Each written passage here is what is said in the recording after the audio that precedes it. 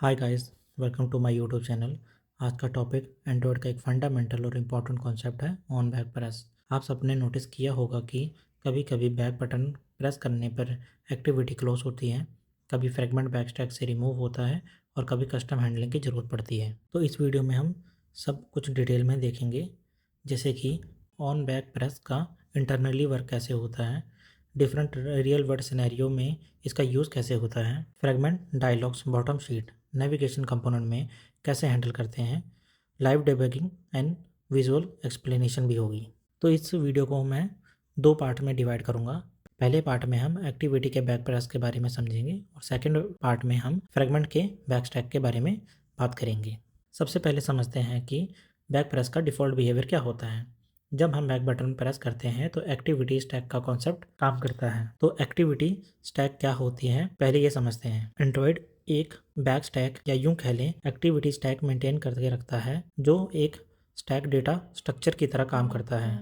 जैसे कि last in first out, जब एक नई एक्टिविटी स्टार्ट होती है तो वह स्टैक में पुश होती है, और जब एक्टिविटी क्लोज होती है या बैक बटन क्लिक होता है तो वो स्टैक से पॉप होते हो जाती है। एक्टिविटी में लॉन्च मोड का यूज़ करके हम स्टैक के बिहेवियर को कस्टमाइज कर सकते हैं। तो जैसे कि आप मेरी स्क्रीन देख सकते हैं, यहाँ पर एक डायग्राम के थ्रू हम समझेंगे कि बैक स्टैक में एक्टिविटी कैसे काम करती है। तो सबसे पहले एक्टिविटी फर्स्ट हमारे बैक स्टैक में ऐड हुई है, उसके बाद हम एक्टिविटी 2 पर गए हैं, जिसकी वजह से वो भी बैक स्टैक में ऐड हो गया है, और उसके बाद हम थर्ड एक्टिविटी पर गए हैं तो हमारा थर्ड एक्टिविटी भी हमारे बैक स्टैक में ऐड हो गया है। तो इसमें जो सबसे लास्ट में हमारे पास एक्टिविटी आई है वो सबसे पहले निकलेगी, और जो सबसे पहले हमारे पास एक्टिविटी आई थी वो सबसे लास्ट में निकलेगी। तो अब देखते हैं बैक प्रेस करने पर क्या होता है। जब यूज़र बैक बटन प्रेस करता है तो एंड्रॉयड ओएस एक्टिविटी स्टैक का यूज़ करके डिसाइड करता है कि क्या होना चाहिए। ये डिपेंड करता है कि स्टैक में कितनी एक्टिविटीज़ हैं। जैसे कि अभी आप देख रहे हैं, यहाँ पर स्टैक में 3 एक्टिविटी आपको दिख रही होंगी, और हमारी एक्टिविटी के लॉन्च मोड क्या होंगे ये भी डिसाइड करेगा कि हमारा बैक स्टैक कैसे बिहेव करेगा। लॉन्च मोड को हम डिटेल में कभी और समझेंगे, अभी हम बैक प्रेस के कॉन्सेप्ट को ध्यान से देखते हैं। तो डिफॉल्ट बिहेवियर क्या होगा या बैक प्रेस करने पर, जब यूजर बैक बटन प्रेस करता है तो करंट एक्टिविटी डिस्ट्रॉय हो जाती है और प्रीवियस एक्टिविटी रिज्यूम हो जाती है। जैसे कि अब इस स्टैक में हमारे पास 3 एक्टिविटी हैं, एक्टिविटी 1, एक्टिविटी 2 एंड एक्टिविटी 3। जब यूजर बैक बटन क्लिक करेगा तो हमारी टॉप वाली एक्टिविटी 3 डिस्ट्रॉय हो जाएगी, और उसके बाद हमारे बैक स्टैक में एक्टिविटी 1 और एक्टिविटी 2 बचेगी, और ऐसे ही एक एक करके हमारी सभी एक्टिविटी हमारे बैक स्टैक से निकल जाएगी। और लास्ट में जब एक एक्टिविटी बचेगी, यूज़र बैक बटन प्रेस करे तो ऐप एग्जिट हो जाएगा। इस बिहेवियर को प्रिवेंट करने के लिए हम move task to back true का यूज़ कर सकते हैं, जो भी हम अपने कोड में देखेंगे। इस कोड से ऐप बैकग्राउंड में चला जाएगा पर एग्जिट नहीं होगा। तो चलिए हम अपने कोड पे चलते हैं और इसको समझते हैं। जैसे कि आप देख सकते हैं, यहाँ पर मैंने एक पैकेज बना के रखा हुआ है जिसमें 2 एक्टिविटीज़ हैं, मेन एक्टिविटी, अनदर एक्टिविटी। तो सबसे पहले हम मेन एक्टिविटी में जाकर देखते हैं यहाँ पर क्या कोड किया हुआ है। यहाँ पर मैंने सभी स्टेट्स को ओवरराइड करके रखा हुआ है ताकि हमें ज़रूरत पड़ने पर हम देख सकें कि एक्टिविटी कौन से स्टेट पे है। इस एक्टिविटी के हम एग्जाम्पल में जाते हैं ताकि मैं आपको दिखा सकूं इसके एग्जाम्पल में क्या कोड किया हुआ है। यहाँ पर मैंने एक बटन लिया हुआ है जिसका नाम बीटीएन नेक्स्ट एक्टिविटी रखा हुआ है। तो हम इसके मेन एक्टिविटी पर वापस जाते हैं। यहाँ पर मैंने फाइंड व्यू आईडी के थ्रू बीटीएन नेक्स्ट एक्टिविटी को फाइंड किया है और उस पर सेट ऑन क्लिकनेशन लगाकर इंटेंट के थ्रू मेन एक्टिविटी से अनदर एक्टिविटी पे शिफ्ट किया है, और साथ में मैंने यहाँ पर एक्टिविटी को अभी के लिए फिनिश कर देते हैं। तो देखते हैं फिनिश करने पर हमारी मेन एक्टिविटी का क्या होता है। उससे पहले हम अनदर एक्टिविटी पर वापस जाते हैं और देखते हैं हमने अनदर एक्टिविटी पर क्या क्या कोड किया हुआ है।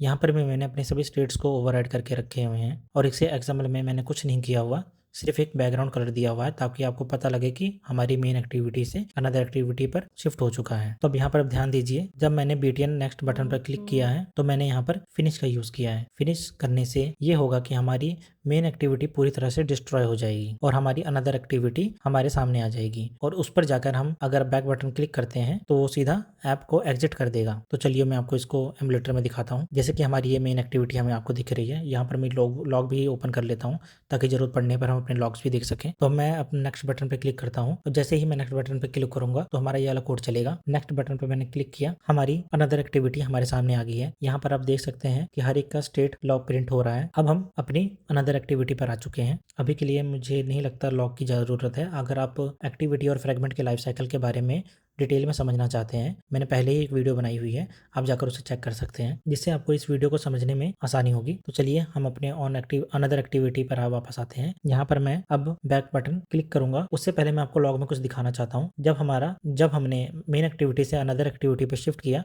तो हमारा मेन एक्टिविटी ऑन स्टॉप हुआ है। यहाँ पर थोड़ी सी गड़बड़ हो गई है, लगता है मैंने इसको पहले कमिट करके रखा हुआ था और साथ में फिर मैंने लॉन्च कर दिया था। मैं इसको दोबारा लॉन्च कर देता हूँ अनकमिट करके। अब इसको अनकमिट होने के बाद दोबारा लॉन्च करता हूँ ताकि हमारे पास लेटेस्ट कोड आ जाए। मैंने अपने लॉग्स को क्लियर कर दिया है, अब देखते हैं क्या होता है। जैसा कि आप देख रहे हैं मेरा ऐप लॉन्च हो चुका है और नेक्स्ट बटन पर क्लिक करने पर हमारी अनदर एक्टिविटी हमारे सामने आ चुकी है। अब यहाँ ध्यान देने वाली बात यह है कि हमारी मेन एक्टिविटी डिस्ट्रॉय हो चुकी है।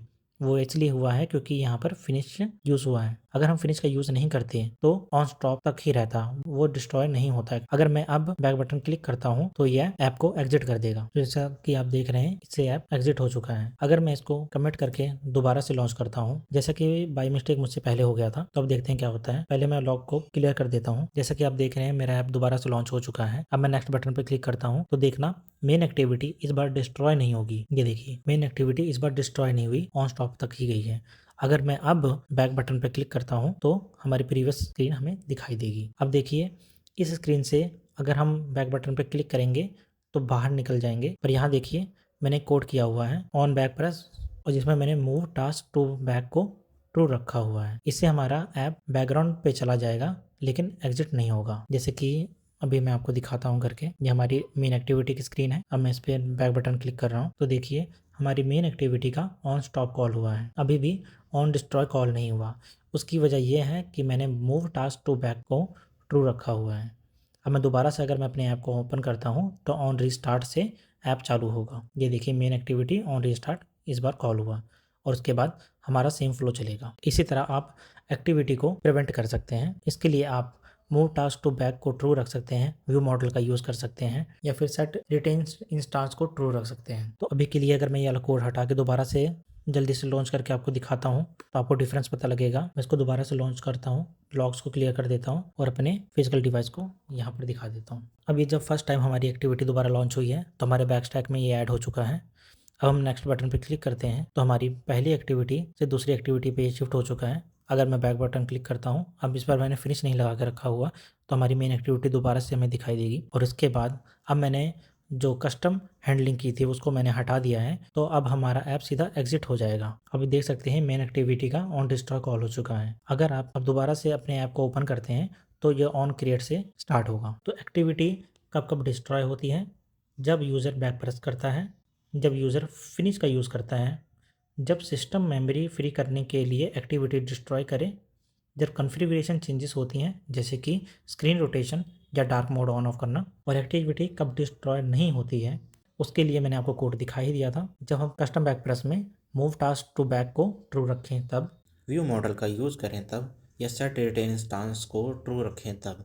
ऐसे ही डिफरेंट सिनेरियो बनाकर आप एक्टिविटी के बैक प्रेस को और डिटेल में समझ सकते हैं। इसके साथ ही बैक प्रेस मेथड का पहला पार्ट यहीं फिनिश होता है, जिसमें हमने एक्टिविटी के बैक प्रेस को कैसे हैंडल करें, कैसे कस्टम बैक प्रेस क्रिएट करें, ये सब डिटेल में समझा है। अब नेक्स्ट पार्ट में हम फ्रेगमेंट के बैक प्रेस को डिटेल में समझेंगे। अगर आपको ये वीडियो अच्छी लगी तो लाइक कीजिए और अपने दोस्तों के साथ शेयर कीजिए। मिलते हैं अगली वीडियो में, तब तक के लिए हैप्पी कोडिंग।